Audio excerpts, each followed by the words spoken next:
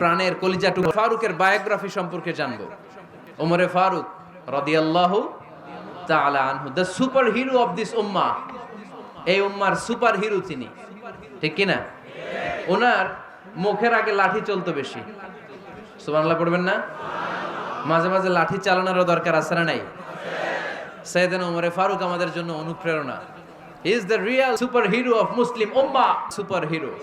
এজন্য ওনার জীবনী থেকে আমরা কিছু শিক্ষা নেওয়ার চেষ্টা করব ইনশাআল্লাহ। পড়েন সাইয়েদনা ওমরে ফারুক কিভাবে ইসলাম ধর্ম গ্রহণ করলেন, কিভাবে বিশ্বনবীর প্রাণের কলিজার টুকরা হলেন, এটা দিয়ে আমরা শুরু করি। আল্লাহ তাআলা সাইয়েদনা ওমরে ফারুকের হৃদয়ের মধ্যে 3টা ধাক্কা মেরেছেন, ইমানের ধাক্কা। আওয়াজ করে বলতে হবে কয়টা? জোরে বলেন তো কয়টা? 3টা ইমানি ধাক্কা। এক হচ্ছে বিশ্বনবীর দোয়ার ধাক্কা। এক কি?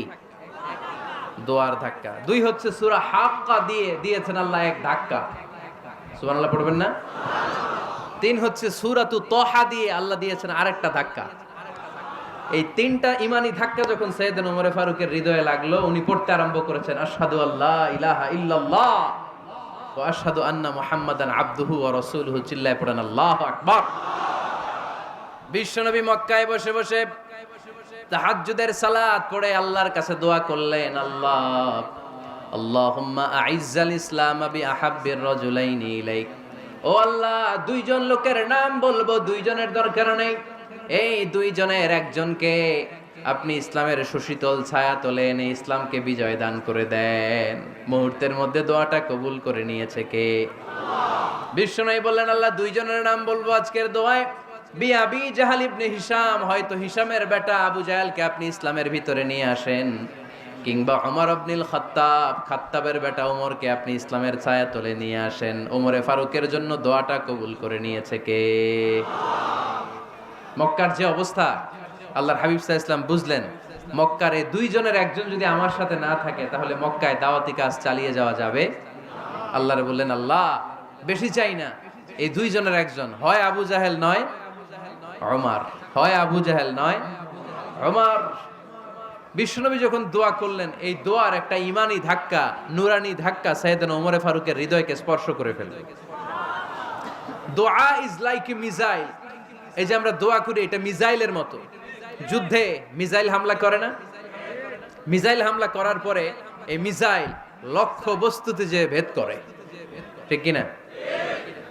তেমনি দোয়ার মতো যদি আপনি দোয়া করতে পারেন, আপনি যেই জন্য দোয়া করেছেন ঠিক ওই জায়গায় যে আপনার দোয়া স্পর্শ করে। সুবহানাল্লাহ পড়বেন না? বিশ্বনবীর দোয়ার মাধ্যমে প্রথমে সাইয়েদনা ওমরে ফারুকের হৃদয়ে এক ধাক্কা লাগলো। 2 নম্বরে রব্বুল আলামিন সূরাতুল হাক্কা দিয়ে ওমরে ফারুকের হৃদয়ের মধ্যে দিলেন এক ধাক্কা। পড়েন আল্লাহু আকবার। কোরআনের ভেতরে সূরাতুল হাক্কা নামে একটা সূরা আছে না নাই? আল হাক্কাতু মাল হাক্কা ওয়া মা আদরাকা মাল হাক্কা। পড়েন আল্লাহু আকবার। বিশ্বনবী যখন দোয়া করলেন, ওই দোয়া যখন সাইয়েদনা ওমরে ফারুকের হৃদয়ে স্পর্শ করলো, সাইয়েদনা ওমরে ফারুক সব সময় বিশ্বনবীরে ফলো করতে আরম্ভ করলেন। বিশ্বনবী ডানে গেলে লুকিয়ে লুকিয়ে ওমর ফারুক ডানে যায়, বিশ্বনবী বায়ে গেলে লুকিয়ে লুকিয়ে ওমরে ফারুক বায়ে যায়। বিশ্বনবী একবার মসজিদুল হারামে যে নামাজ পড়তে শুরু করলেন, ওমরে ফারুক তখন বিশ্বনবীর পিছু পিছু ছদ্মবেশে পেছন থেকে যে বিশ্বনবী কিভাবে নামাজ পড়ে দেখতে শুরু করলেন। বিশ্বনবী ইন দা মিন টাইম এশার নামাজে আল হাক্কাতু মাল হাক্কা তেলাওয়াত শুরু করে দিলেন। আল হাক্কাতু মাল হাক্কা তেলাওয়াত শুরু করে দিলেন। তেলাওয়াত করতে করতে বিশ্বনবী যখন তেলাওয়াত করতেছে, ওমরে ফারুক এরকম দুলতেছে আর মজা পাচ্ছে। ও মিয়া, বিশ্বনবীর কণ্ঠ বুঝি আমার মতো কণ্ঠ? আপনার মতো কণ্ঠ? আহমদ বিন ইউসুফের কণ্ঠ? আব্দুল বাসিতের কণ্ঠ না? বিশ্বনবীর গলায় যে কি সুরের ঝংকার আল্লাহ দিয়েছেন, কি সুরের লহরী আল্লাহ দিয়েছেন, একবার যে শুনতো পাগল হয়ে যেত। আল্লাহু আকবার। বিশ্বনবী সূরা হাক্কা মন্ত্রমুগ্ধ তেলাওয়াতে, মন্ত্রমুগ্ধ সুর দিয়ে, মন্ত্রমুগ্ধ কণ্ঠ দিয়ে তেলাওয়াত করতে লাগলেন। এশার সালাতে ওমরে ফারুক দুলতে লাগলেন। ওমরে ফারুক যত শুনেন অবাক হয়ে যায়, যত শুনেন অবাক হয়ে যায়, যতই শুনে অবাক। কিরে?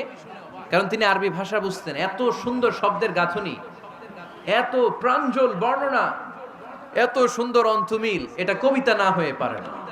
উনি মনে মনে ভাবলেন এটা মনে হয় কবিতা, it might be poem, it could be poem. Muhammad মনে হয় কবি হয়ে গেছে, তার কাব্য প্রতিভা দিয়ে সে এটা বানিয়েছে। তা না হলে এত সুন্দর কথা এটা কবিতা না হয়ে পারে। ইন দ্য মিন টাইম বিশ্বনবী কিন্তু দেখতেছে না যে পেছনে ওমর।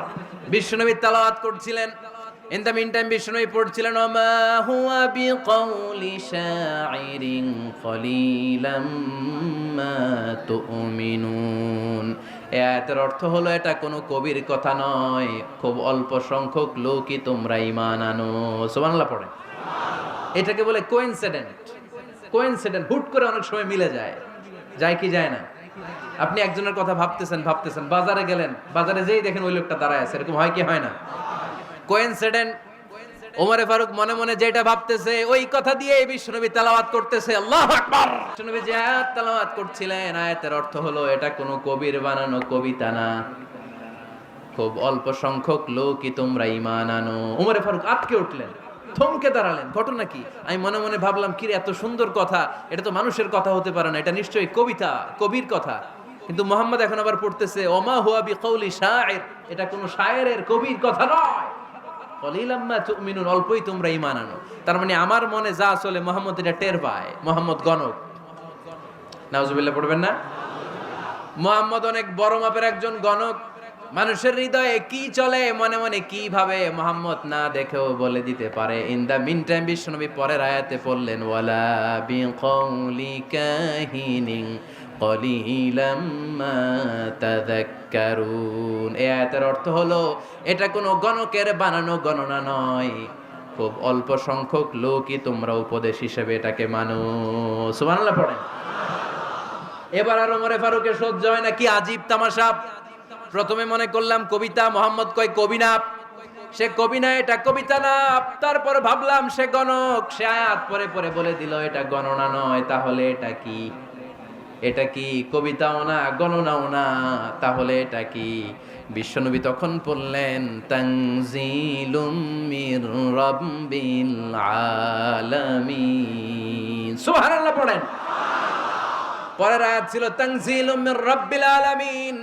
এটা দুনিয়ার কোনো কবির বানানো কবিতা না, এটা কোনো গণকের গণনা না, এটা কোনো সাহিত্যিকের বানানো সাহিত্য নয়, এটা মহাবিশ্বের পরিচালক রব্বুল আলামিনের কাছ থেকে পাঠানো কিতাব কোরআন। সূরা হাক্কার ধাক্কায় ওমরে ফারুক কাইত। প্রথমে ধাক্কাটা লাগলো যে দোয়া। বিশ্বনবী তাহাজ্জুদে কেঁদে দোয়া করলেন, আল্লাহ হয় আবু জাহেল রে দিবা নাইলে ওমর রে দিবা। ওই দোয়া ওমরে ফারুকের হৃদয়ে ছোঁয়া লেগেছে। এরপর হাক্কা, সূরাতুল হাক্কা দিয়ে দিলে এক ধাক্কা। এই ধাক্কা খেয়ে উথাল পাথাল হৃদয়ের মধ্যে, হায় রে এ কি বাণী, এ কেমন কথা, কে মুহাম্মদ? তারপরও শয়তানের ওয়াসওয়াসা আছে না নাই? আল্লাহ বলে যতই ওয়াসওয়াসা ওমরকে দেয়া হোক, আমি ওমরে ফারুককে এই মুসলিম উম্মতের সেনাপতি বানিয়ে ছাড়বো, আমি সেনাপতি বানাবো। এবার 3 নাম্বার ডোজ। ডাক্তারের কাছে গেলে প্রথমে দেখবেন সিম্পল ডোজ দেয়, নরমাল ওষুধ, এটাতে কাজ না হলে ডোজ বাড়ায়, একেবারে কাজ না হলে অ্যান্টিবায়োটিক মারে, আছে না নাই? আল্লাহ প্রথমে দোয়ার ছোঁয়া লাগালেন, তারপর সূরা হাক্কা দিয়ে ধাক্কা মারলেন, এরপরে রব্বুল আলামিন বলেন এবার 3 নাম্বার ডোজ সূরা তহা দিয়ে আমি তোমার হৃদয়টারে উজালা বানায় দেব রে ওমর। শয়তান ওদিক দিয়ে ওয়াসওয়াসা, খেলা দুই দিক থেকে চলতেছে। আল্লাহ তাআলা হেদায়েতের রাস্তায় টানছে, শয়তান জাহান্নামের দিকে টানছে। ঘোষণা দেয়া হলো মক্কায়, মুহাম্মদের মাথা কেটে এনে দিলে এত এত স্বর্ণ মুদ্রা দেয়া হবে। ওমরে ফারুক রাজি হয়ে গেলেন, নাঙ্গা তলোয়ার নিয়ে বিশ্বনবীর মাথা কাটার জন্য ছুটলেন। নাউজুবিল্লাহ পড়বেন না? বনু জাহরা গোত্রের এক লোক বলে, আইনা ইয়া ওমর, কই যাও? মুহাম্মদের মাথা কাটতে যাই। আরে মুহাম্মদের মাথা কাটতে যাও? তোমার বোন ফাতিমা বিনতে খাত্তাব আর তোমার বোন জামাই সাঈদ কদ সাবা, এরা তো ধর্ম ত্যাগ করে ফেলছে, এটা তো আমাদের ধর্ম ত্যাগ করে মুহাম্মদের ফলোয়ার হয়ে গেছে। আগে ওমর ঘর সামলাও, পরে মুহাম্মদের মাথা কাটতে যেও। ওমরে ফারুক অবাক হয়ে গেলেন, তলোয়ার নিয়ে বিশ্বনবীর দিকে না যে নিজের বাড়ির দিকে চলে গেলেন। বিশ্বনবীর আপন বোন ফাতিমা বিনতে খাত্তাব, বোন জামাই সাঈদ আর খাব্বাব রাদিয়াল্লাহু তাআলা আনহু, 3 জন মিলে সূরা তহা তেলাওয়াত করছিলেন। পড়েন সুবহানাল্লাহ। মক্কায় লুকিয়ে লুকিয়ে দাওয়াত হতো। খাব্বাব রাদিয়াল্লাহু তাআলা আনহু একটা চামড়ার ফলকের মধ্যে সূরা তহার কয়েকটা আয়াত এনে ওমরে ফারুকের বোন আর বোন জামাইকে শিক্ষা দিচ্ছে, ট্রেনিং দিচ্ছে। সুবহানাল্লাহ পড়েন। লুকিয়ে লুকিয়ে ওমরে ফারুক যখন ঘরে চলে আসলেন, এরা তটস্থ হয়ে গেল। সাইয়েদনা খাব্বাব বিছানার তলায় লুকিয়ে গেলেন। ওমরে ফারুক বললেন, দরজা খোলো। ফাতেমা বিনতে খাত্তাব দরজা খোলার পরে নির্মম ভাবে সাইয়েদনা ওমর রাদিয়াল্লাহু তাআলা আনহু বোনের গায়ে আঘাত শুরু করে দিল। বোন জামাইকে আহত করতে শুরু করলো আর বলতে শুরু করলো, তোরা পাগল হলি কেন? কি আছে ওই মুহাম্মাদের মধ্যে? কি জাদু নিয়ে সে এসেছে? সে যাই বলে লোকজন পাগল হয়ে যায়, সবাই তার উপর কালিমা পড়ে ঈমান এনে ফেলে। কি এমন জিনিস তোদের কাছে আছে যেটা দেখে মুহাম্মদকে তোরা ভালোবাসলি? কি আছে? কি পড়তেছিলি আমারে দেখা। ফাতেমা বলে, ইন্নাকা রিজসুন লা ইয়ামাসসুহু ইল্লাল মুতাহহারুন। ও আমার ভাই ওমর, তুমি নাপাক। তুমি কি? লা ইয়ামাসসুহু ইল্লাল মুতাহহারুন, পবিত্রতা অর্জন না করে এই কোরআন ধরা যায় না। সুবহানাল্লাহ পড়েন। ওমরে ফারুক গোসল করে আসলেন, কারণ ধাক্কা তো আগে কয়েকটা খাইছে। কথা বুঝেন নাই বোধহয়? প্রথমে দোয়ার ধাক্কা, পরে কোন সূরা দিয়ে ধাক্কা? হাক্কা দিয়ে ধাক্কা। 3 নম্বরে এখন আরেকটা ধাক্কা খাবে। গোসল করে আসলেন। ফাতেমা বিনতে খাত্তাব বললেন, গোসল যখন করে এসেছেন, এই নেন। ওমরে ফারুক এবার চামড়ার কাপড়ের মধ্যে সূরা তহার প্রথম আয়াতের দিকে নজর করলেন। নজর করেই কোরআনের প্রেমে পড়ে গেলেন। পড়েন সুবহানাল্লাহ। ওমরে ফারুক পড়তে আরম্ভ করলেন, তহা মা আনজালনা আলাইকাল কুরআনা লিতাশকা ইল্লা তাযকিরাতাল লিমান ইয়াখশা তানজিলাম মিম্মান খালাকাল আরদা ওয়াস সামাওয়াতিল উলা। সুবহানাল্লাহ পড়েন। উনি পড়তে আরম্ভ করলেন, তহা মা আনজালনা আলাইকাল কুরআনা লিতাশকা, এই কোরআনকে আমি তোমাদের হতভাগ্য জাতি হিসেবে দুনিয়ায় থাকার জন্য পাঠাই নাই।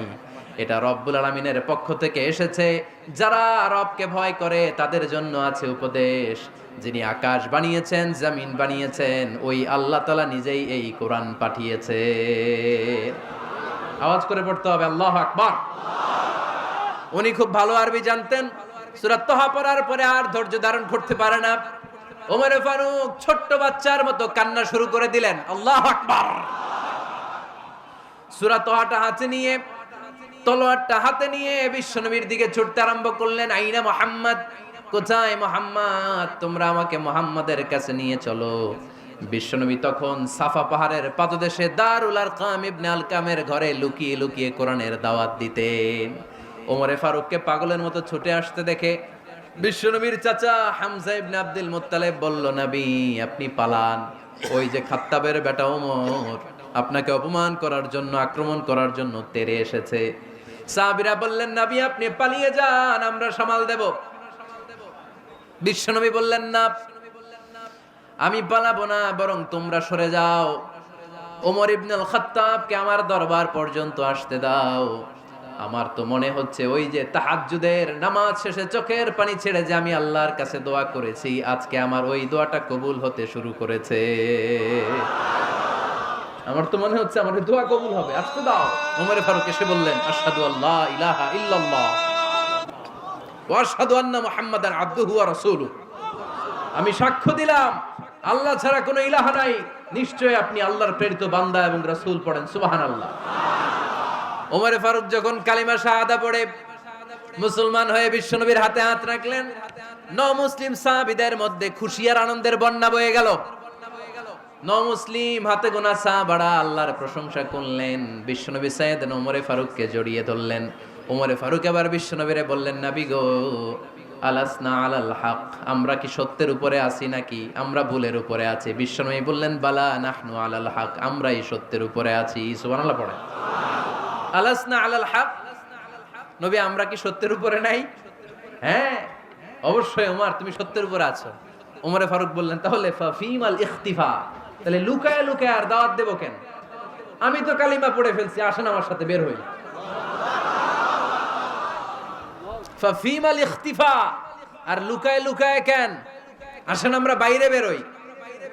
বিশ্বনবী বললেন, ওমর এটা মাক্কি জীবন, এখানে আমরা একটু গোপনে গোপনে দাওয়াত দিতে চাই। ওমরে ফারুক বলে, না, আমার দায়িত্ব, আমি একটা মিছিল দিতে চাই নবী। আল্লাহর নামের তাকবীর দিতে দিতে দারুল আরকাম থেকে শুরু করে মসজিদুল হারাম পর্যন্ত একটা মিছিল দিয়ে আমি মক্কা কাঁপাইয়া দেব। অনুমতি দেন। বিশ্বনবী দিতে চায় না। ওমর ফারুক অনেক বুঝানোর পরে স্বল্প পরিসরের একটা অনুমোদন পাওয়া গেল বিশ্বনবী সাল্লাল্লাহু আলাইহি ওয়াসাল্লামের কাছ থেকে। কিন্তু মিছিল যে দিবে, মিছিলের জন্য লোকের দরকার আছে না নাই? এখানে লোক নাই, আমি একাই মিছিল দিতেছি। এটা জমবে? মিছিল জমবে? খুঁজে উনি 11 জন মুসলিম সাহাবা পেলেন। কয়জন? ওমরে ফারুক বললেন 11 জনই সই। এই 11 জন নিয়েই আমি আল্লাহর নামের তাকবীর দেব। 2 লাইন করলেন। কয় লাইন? 2 লাইন। পেছনে 6 জন, আর এই লাইনের নেতা বানালেন বিশ্বনবীর চাচা হামজাকে রাদিয়াল্লাহু তাআলা আনহু। আর সামনে 5 জন, তার আগে দাঁড়ালেন উনি নিজেই। তাহলে 6 6 12। বললেন এই 2 লাইনই আমরা তাকবীর দিতে দিতে, বেশি না, এই দারুল আরকামের ঘর থেকে, আপনারা জানেন যে সাফা মারওয়া এখন যে সাই হয়, এই সাফার পাদদেশে ছিল দারুল আরকামের ঘর।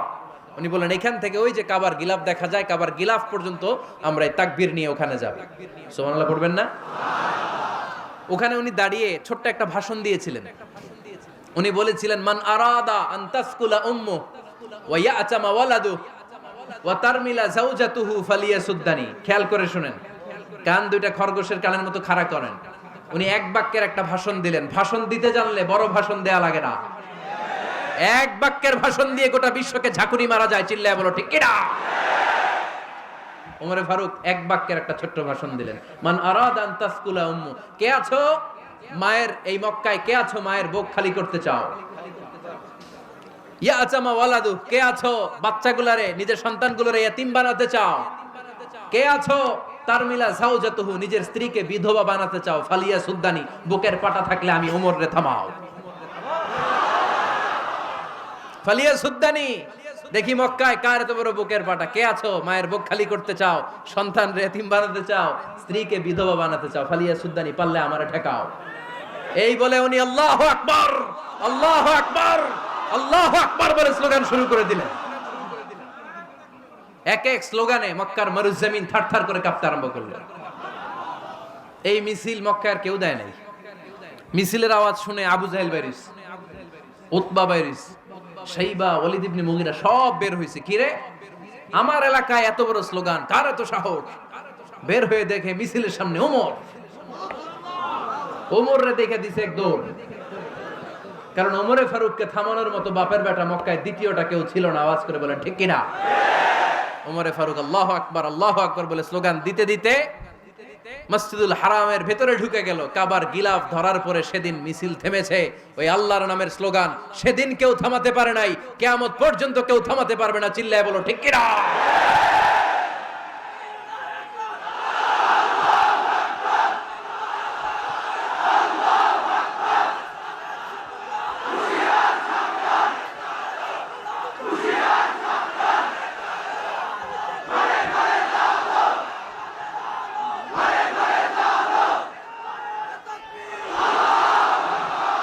ওই রকম একটা ওমরের দরকার, আমাদের বেশি চাই না। জোরে বলেন ঠিক কিনা? দাও খোদা দাও আমায় আবার ওমর দারাজ দিল, দাও খোদা দাও আমায় আবার ওমর দারাজ দিল, দাও আলীর মতো নানি, আলীর মতো বীর সেনানি, জাগাতে নিখিল, দাও খোদা দাও আমায় আবার ওমর দারাজ দিল। সুবহানাল্লাহ পড়েন। একটা ওমর লাগবে। চিল্লায় বলেন কয়টা? ওই ওমরের অপেক্ষায় বাংলাদেশ সহ গোটা মুসলিম উম্মাহ। ঠিক কি না?